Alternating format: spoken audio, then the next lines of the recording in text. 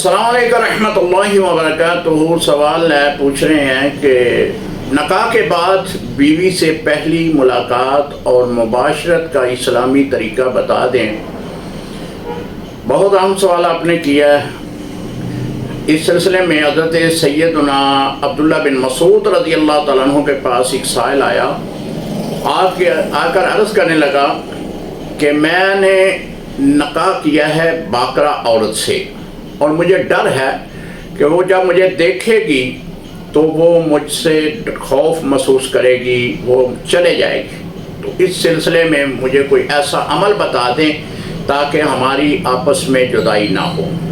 حضرت عبداللہ بن مسعود رضی اللہ تعالیٰ عنہ آپ فرماتے ہیں کہ آپ اپنی بیوی کو ساتھ لے کر آپ نے 2 رکعت نماز نفل پہلے ادا کرنے ہیں، اور اس میں امامت جو ہے وہ آپ نے کرنی ہے۔ بیوی پیچھے جو ہے وہ مقتدی کی جو صف ہے اس میں کھڑی ہو کر آپ کے پیچھے نماز پڑھے۔ نفل ادا کرنے کے بعد آپ نے اللہ کے حضور دعا کرنی ہے کہ اے اللہ ہمارے درمیان میں محبت اخوت جو ہے وہ پیدا فرما، شیطان کے شر سے بچا۔ اس طرح محبت کی دعائیں آپ نے کرنی ہے۔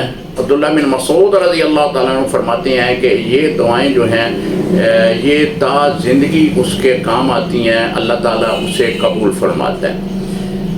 مباشرت کے بارے میں حضرت شیخ عبد القادر جیلانی رحمۃ اللہ تعالیٰ علیہ غنیۃ و طالبین میں لکھتے ہیں کہ پردے کا اہتمام رکھا جائے، سطر کو بلا وجہ ضرورت نہ کھولا جائے، چھوٹے بچے کے سامنے مباشرت کا عمل نہ کیا جائے۔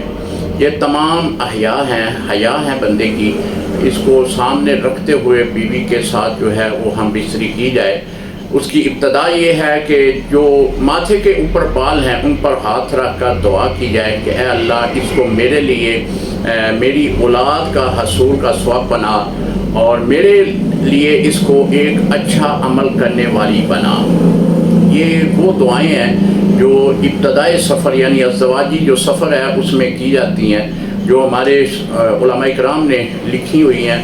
تو اس طرح دعا کرنے سے اللہ تعالیٰ اس دعا کو قبول فرمائے گا، اور زندگی بھر میں یہ جو میاں بیوی کا تعلق ہے وہ ہمیشہ قائم رہتا ہے۔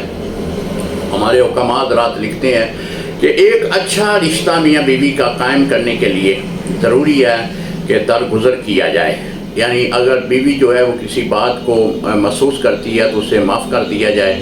اگر خاوند کوئی ایسی کوئی بات کرتا ہے تو بیوی کو درگزر کر دینا چاہیے۔ یہ ایک ایسی تعلق ہے جو ہمیشہ محبت کے ساتھ رہے گا۔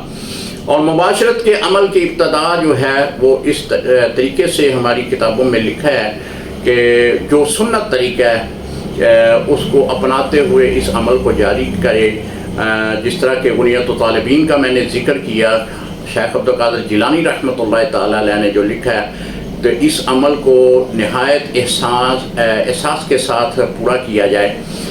جب فراغت و انزال ہو جائے تو اس کے فوراً بعد بیوی سے جدا نہ ہوا جائے۔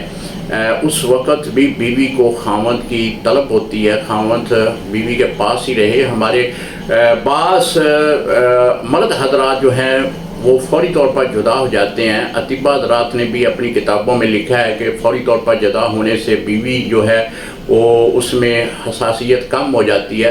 جدا نہ ہو بلکہ اس کو بھی ہر ممکن تسکین دینے کا عمل جو ہے وہ کیا جائے۔ یہ ہے ایک اسلامی طریقہ کار۔ اسلامی طریقہ کار سے زندگی گزاریں، اللہ رب العزت آپ کی ازدواجی زندگی میں مزید بہتریاں پیدا فرمائے گا۔ السلام علیکم ورحمۃ اللہ وبرکاتہ۔